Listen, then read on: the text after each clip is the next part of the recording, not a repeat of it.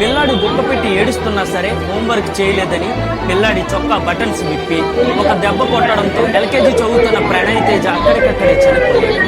ఈ ఘటన విశాఖలో లిటిల్ గార్డెన్ స్కూల్లో జరిగింది. నిజానికి టీచర్ అంటే పిల్లలకు భయం ఉండొచ్చు, కానీ ఆ భయం హద్దులు దాటకూడదు. ముఖ్యంగా అంత చిన్న పిల్లలకు టీచింగ్ చేసేటప్పుడు భయం కంటే ప్రేమ ఎక్కువ ఉండాలి.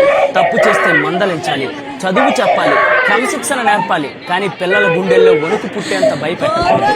టీచర్ క్లాస్ రూమ్ లోకి వస్తే పిల్లల భయంతో ఏడవడం కాదు, ప్రేమతో దగ్గరికి వెళ్లి తమ సమస్యలు చెప్పుకునే పరిస్థితి ఉండాలి. ఒక హోంవర్క్, ఒక మార్క్, ఒక చిన్న తప్పు, ఏది ఒక చిన్నారి ప్రాణం కంటే విలువైనది కాదు. ఈ ఘటనపై మీరేమనుకుంటున్నారు? టీచర్లకు మీరు ఇచ్చే సందేశం ఏమిటో కామెంట్లలో తెలియజేయండి. జై హింద్.